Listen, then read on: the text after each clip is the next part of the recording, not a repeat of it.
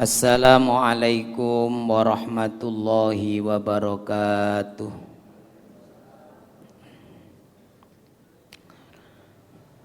Bismillahirrahmanirrahim. Alhamdulillahi rabbil alamin.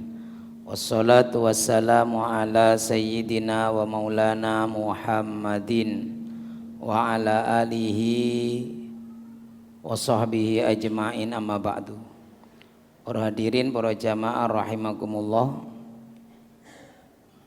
Saderenge kita lanjutakan ngaji kita awal membaca Al-Qur'an suratul Fatihah untuk kedua orang tua kita dan guru-guru kita. Ila hadratin Nabi Muhammadin sallallahu alaihi wasallam wa alihi wa ashabihi ajma'in wa ila walidaina wa asatidana al-muslimina wal mu'minina minhum wa li husuli maqasidina allati tarda anna biha. Al-Fatihah. A'udzu billahi minasyaitonir rajim. Bismillahirrahmanirrahim.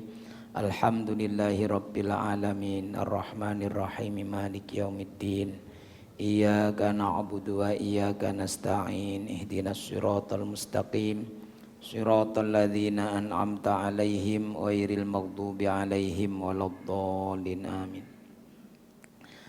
Bismillahirrahmanirrahim. Ini bagian terakhir dari bab 4 perkara. Makalah yang ke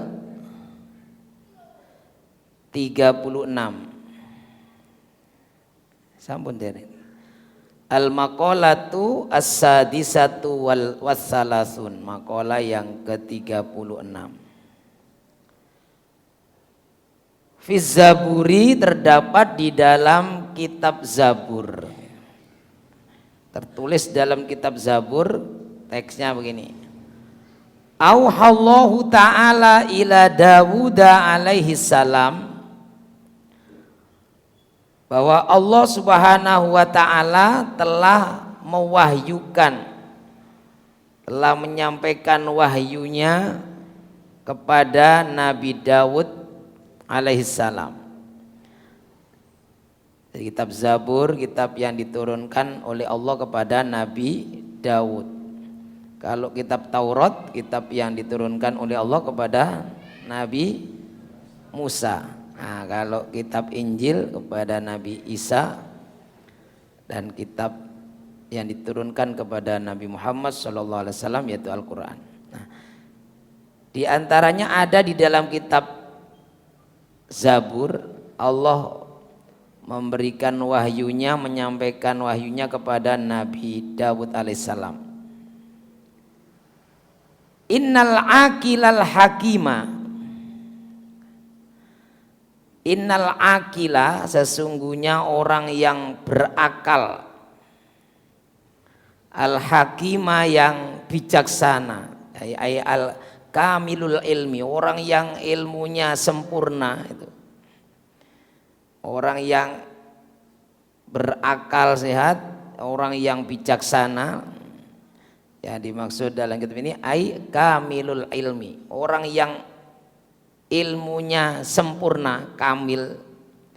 Itu la yakhlu min arba'i sa'atin, la yakhlu min arba'i sa'atin. Mereka tidak akan meninggalkan, atau yakhlu itu mengkosongkan, dia akan meninggalkan dari 4 waktu. Yaqsimuha ala hadil a'mal, dia tidak akan menyia-nyiakan 4 waktu. La yakhlu min arba'i sa'atin, sa'atun yunaji fiha rabbahu. Jadi maksudnya orang yang ilmunya sempurna, orang yang akalnya sehat dan dia bijaksana, maka dia akan membagi waktu itu menjadi beberapa hal ini. Membagi waktu, karena ini bab 4, membagi waktu dalam 4 hal. tidak akan menyia-nyiakan waktunya kecuali untuk 4 hal ini. Yang pertama yaitu sa'atun yunaji fiha rabbahu. Dia akan membagi waktunya yang pertama itu untuk bermunajat kepada Tuhannya. Yunaji, dia bermunajat fiha, dalam waktu itu, rabbahu, kepada Tuhannya. Bidzikrihi wa tilawati kalamihi. Di antaranya munajat kepada Allah itu bisa dengan zikir, termasuk sholat itu adalah zikir, karena sholat itu untuk mengingat Allah. Wa tilawati kalamihi, juga membaca ayat-ayatnya, ayat-ayat Quran kalau kita. Kemudian yang kedua, wasa'atun yuhasabu fiha. Hasaba yuhasibu fiha nafsahu.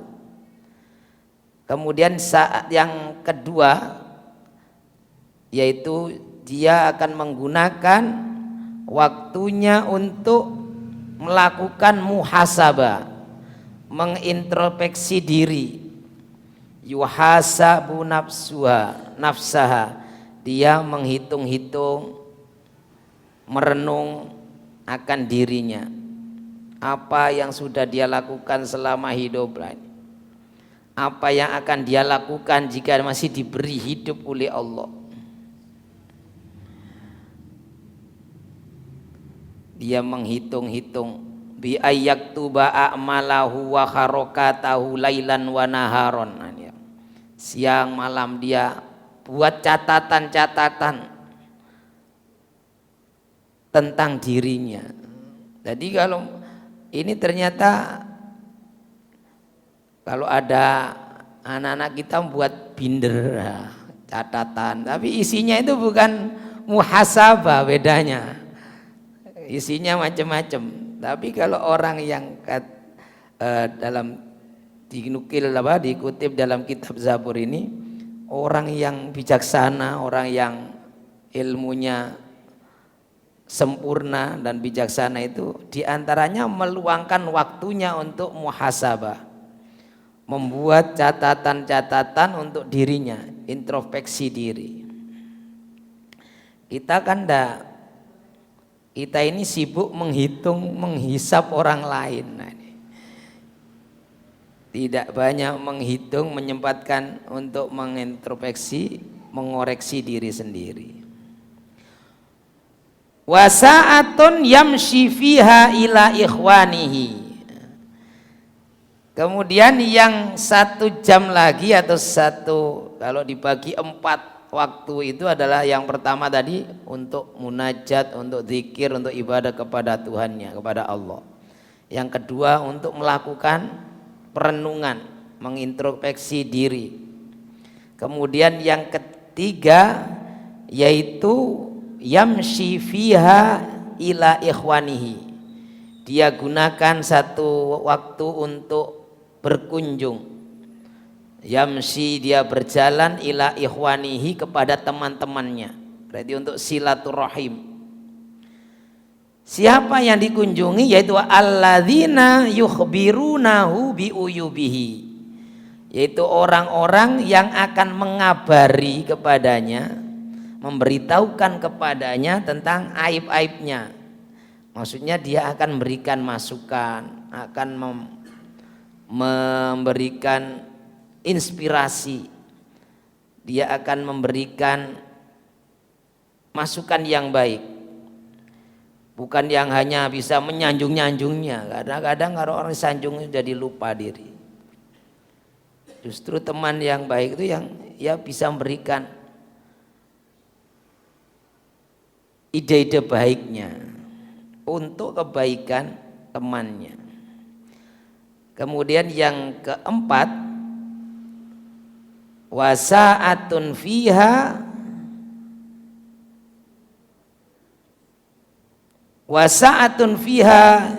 yakhli baina nafsihi wa baina ladzatiha al halal, Yakhla itu ai yatruku, meninggalkan. Satu saat lagi atau satu waktu untuk meninggalkan, dia biarkan antara dirinya wa baina ladzatiha al halal, baina nafsihi maksudnya antara ya nafsunya tapi yang halal. Jadi setiap orang kan punya hawa nafsu, ingin sesuatu yang nikmat, yang lezat, tapi yang halal. Jadi dia gunakan mengikuti keinginannya terhadap hal-hal yang dia senangi tapi yang halal. Nah, ini. Jadi kalau kita bisa membagi waktu kita itu untuk 4 hal, berarti kita termasuk akilun hakim, orang yang berakal, cerdas dan bijaksana. Jadi ini termuat dalam kitab Zabur itu, orang yang cerdas, akilun hakimun, dan bijaksana itu yang bisa membagi waktu-waktunya untuk 4 hal ini. 1, waktunya dipergunakan, berarti kalau di 4 berarti 1/4 waktunya untuk munajat kepada Tuhannya. Kemudian 1/4 waktunya lagi untuk melakukan muhasabah, menghitung-hitung amalnya ini, mengintrospeksi dirinya. Kemudian 1/4 waktunya lagi untuk silaturahim, menyambung hubungan dengan teman-temannya, teman-teman yang akan memberikan masukan-masukan baik untuknya, yang bisa menunjukkan kekurangannya sehingga dia akan melakukan perbaikan, bukan teman yang akan menjerumuskan.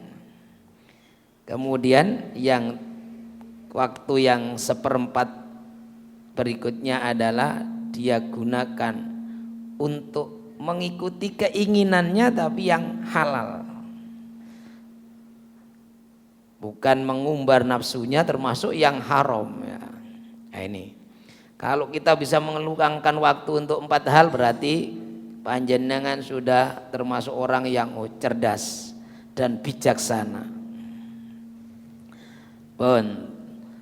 Wal maqalatu sabi'atu wassalasun, maqalah yang ke-37, maqalah yang terakhir dari bab 4 hal. Nah, berikutnya nanti maqalah tentang bab 55. Jadi semua urusan 5 hal.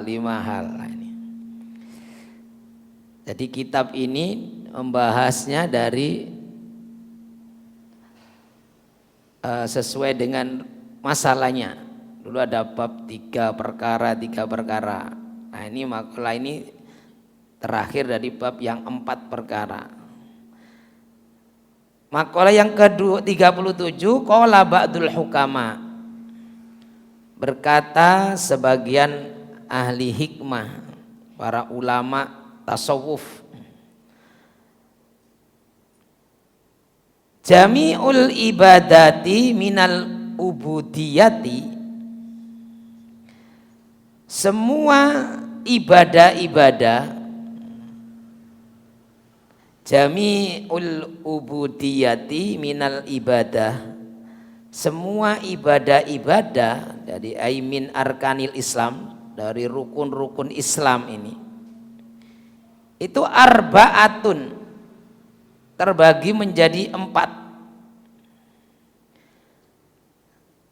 Jadi inti dari semua ibadah kita ini dikelompokkan dari 4 hal ini. Yang pertama yaitu al-wafa'u bil uhudi, menepati janji.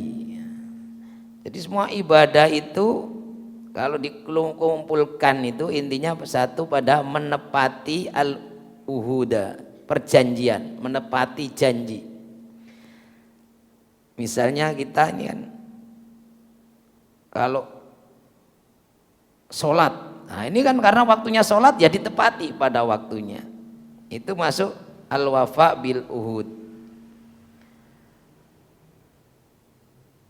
Kemudian waktunya ini bulan Ramadan, waktunya puasa kita penuhi. Nah, demikian juga kalau berjanji kepada manusia maka ya kita penuhi juga. Karena itu kemudian termasuk orang yang beriman itu adalah orang yang dipastikan memenuhi janjinya. Kalau tidak memenuhi janji bahkan suka mengingkari, dia kategorinya munafik kan. Kemudian yang kedua, wal muhafadzatu alal hudud. Wal muhafadzah, dan menjaga alal hudud, di atas batasan-batasan. Jadi inti dari ibadah itu adalah menjaga batasan-batasan, bahwa Allah telah membuat batasan-batasan. Apa itu yang diharamkan? Ini boleh, ini tidak boleh. Itu batasan.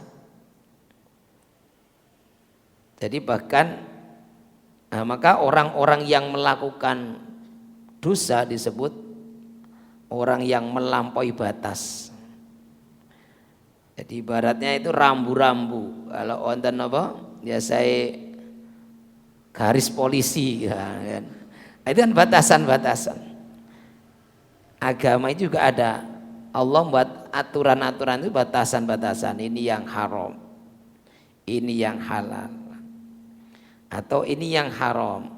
Selainnya ya sudah halal. Selain yang haram ini berarti halal misalnya.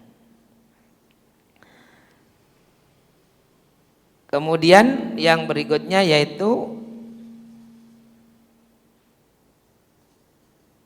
was-sabru alal mafqudi, was-sabru, dan sabar alal mafqudi, terhadap perkara atau hal-hal yang sudah hilang dari kita. Ai min mahbubatihi, dari hal-hal yang kita senangi. Karena sebenarnya apa yang kita miliki kan semua milik Allah. Jadi misalnya kemudian hilang, anggap saja ya sudah, itu bagian kita sudah bukan milik kita. Maka itu kita harus sabar. Termasuk bahkan hidup kita ini, jangan kita kemudian bahwa hidup itu milik kita, bisa menentukan apa saja. Hidup kita ini semua adalah perencanaan Allah. Nanti diakhiri kapan ya kita tidak tahu. Maka wasabru alal mafqud itu termasuk bagian dari inti dari ibadah kepada Allah adalah sabar.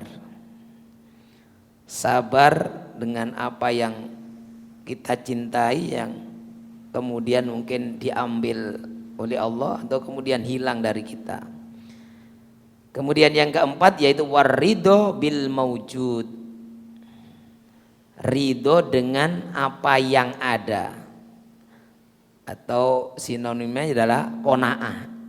Qanaah dan riman, ridho dengan apa yang ada, minal matoimi wal malabisi wal masakin, yaitu baik berupa makanan, pakaian atau tempat tinggal. Nah ini kalau kita sudah punya jiwa atau hati yang ridho dengan yang ada, ini tidak akan banyak mengeluh. Kita kenapa banyak mengeluh? Karena nggak ridho, ya kan, nggak terima gitu.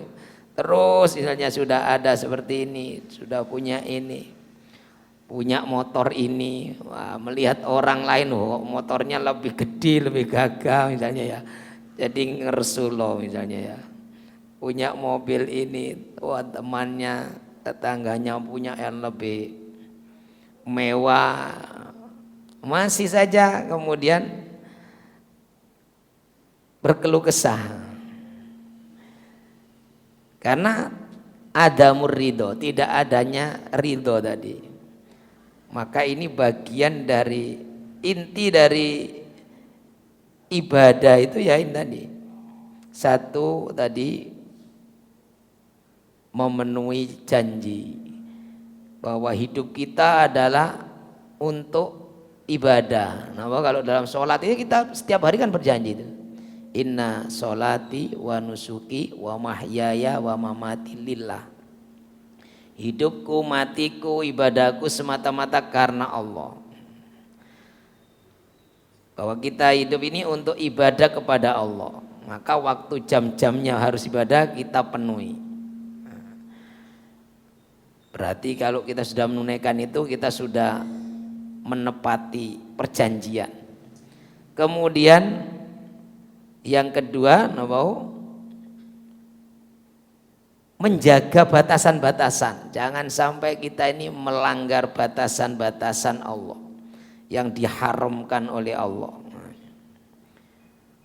Maka kalau kita tidak bisa berbuat baik, maka tahan diri kita tidak berbuat jahat, itu sudah ibadah. Jadi kalau kita nggak bisa berbuat baik, maka jaga diri kita agar tidak berbuat jahat, itu sudah ibadah. Itu menjaga batasan. Kemudian sabru alal maf'ud, sabar terhadap apa yang sudah diambil oleh Allah dari kita. Mungkin diambil kesehatannya, dulu lincah saat ini melakuni mulai geruyu-geruyu, itu dah sabar, gimana lagi. Kemudian ridho, dengan yang ada ridho. Apalagi kalau diberi ujian oleh Allah.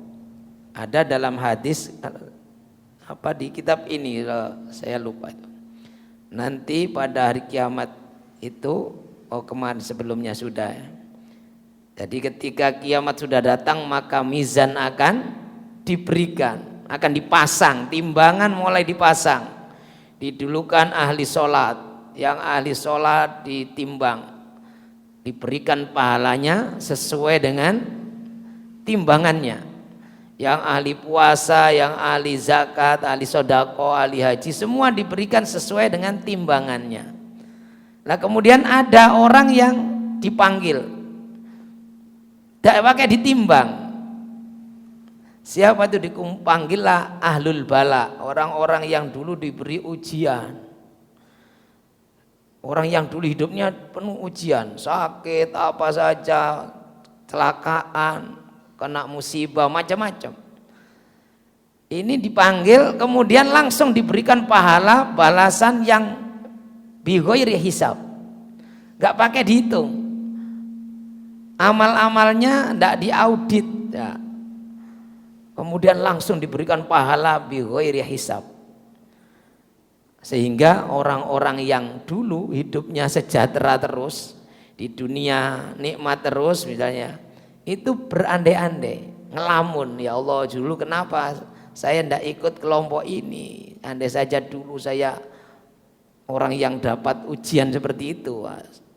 Ini keren ini. Karena begitu besarnya balasan orang-orang yang sabar ketika menerima ujian. Nah, itulah yang dimaksud dalam Al-Quran, ada ayat innama yuwaffas sabiruna ajruhum bighairi hisab. Sungguh orang-orang yang sabar itu akan menerima pahalanya tanpa pakai perhitungan. Jadi nggak pakai timbangan. Kalau yang lain ditimbang dulu, ini dihargai sekian. Nah orang-orang yang kena musibah ini nggak pakai timbang, sudah langsung. Kenapa? Gak usah timbang, wis biyen wis soro lah kan lah. Masa biyen wis soro lagi pakai dihitung-hitung. Jadi mungkin begitu. Allah memberikan itu dalam Al-Quran sudah dijelaskan, innama yuwaffas sabiruna ajruhum bighairi hisab. Orang-orang yang sabar itu akan diberikan pahala mereka tidak pakai hitungan. Karena itu mudah-mudahan kalau kita diberi ujian oleh Allah termasuk orang-orang yang sabar, orang-orang yang ridho. Demikian untuk berikutnya insya Allah babul khumasi. Mudah-mudahan ada guna dan manfaatnya.